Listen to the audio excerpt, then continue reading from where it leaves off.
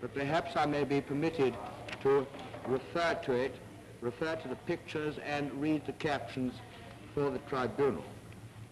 On page 1, and the pages are marked in red pencil in the right top-hand corner. On page 1, we see a picture of a child having knives stuck into its sides, blood spurting from it, and below the pedestal on which it stands are 5 presumably dead children lying on the ground. The caption to that picture is as follows. In the year 1476, the Jews in Regensburg murdered 6 boys. They drew their blood and tortured them to death. In an underground vault, which belonged to the Jew Joseph, the judges found the bodies of the murdered boys. A blood-stained stone bowl stood on an altar. On the next page, there are 2 pictures, and the captions explain them. The one at the top-hand, left-hand corner, for the Jewish New Year celebrations 1913, World Jury published this picture.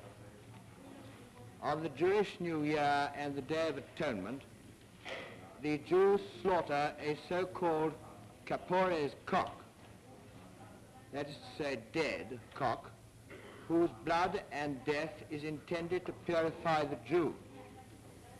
In 1913, the Kapores cock had the head of the Russian Tsar Nicholas II. By publishing this postcard, the Jews intended to say that Nicholas II would be their next purifying and slaughter sacrifice. On the 16th of July 1918, the Tsar was murdered by the Jews Shurovsky and Golosh-Cheshkin. The picture at the bottom of the page again has Jews holding a similar bird. The Kapores cock has the head of the Führer. The Hebrew script says that one day the Jews will kill all Hitlerites. Then they, the Jews, will be delivered from all misfortune. But in due course, the Jews will realize that they have reckoned without Adolf Hitler.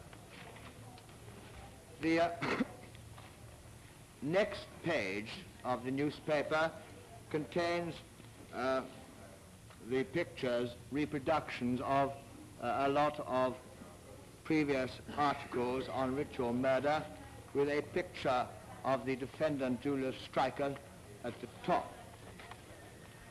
On the 4th page, a picture at the bottom of the right-hand corner has the caption, Jew at the Passover meal. The wine and matzah, unleavened bread, contains non-Jewish blood. The Jew prays before the meal. He prays for death to all non-Jews. On page 14 are 2 pictures. The one at the top is said to be the ritual murder of the boy Andreas. And the one at the bottom is the picture of a tombstone, the caption of which reads as follows, Tombstone of Hilsner. This is the memorial to the Jewish ritual murderer Leopold Hilsner. He was found guilty of 2 ritual murders and was condemned to death by hanging in 2 trials. And the last page, page 18, produces a picture called Holy Simon, who was tortured to death. These pictures are taken from original pictures. They are not invented by this newspaper, and in some cases the sources are shown in the caption. This is a collection of pictures, medieval pictures and frescoes dealing with this matter. In actual fact, the paper shows in almost all cases where they come from. The supreme aim and the highest task of the state is therefore to conserve people, blood, and race. But if this is the supreme task, any crime against this law must be punished with the supreme penalty.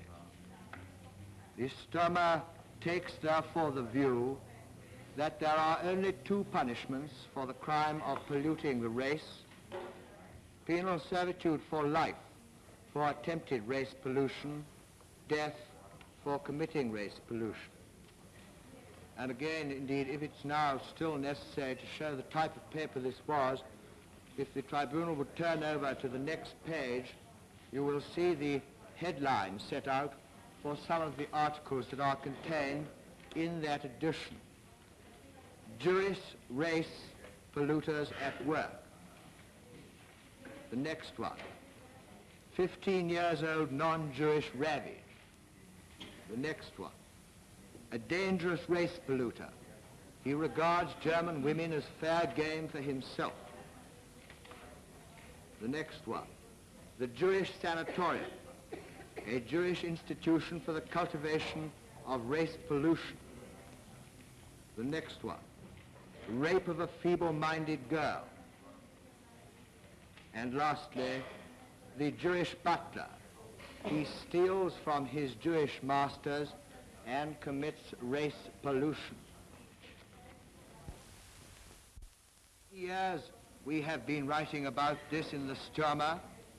For 20 years we have been preaching it throughout the world, and we have millions to recognize the truth. I go to the last paragraph. The Jews slaughtered in one night 75,000 people. When he emigrated from Egypt, he killed all the firstborn. That is, a whole future generation of Egyptians. What would have happened if the Jew had succeeded in driving the nations into war against us, and if we had lost the war?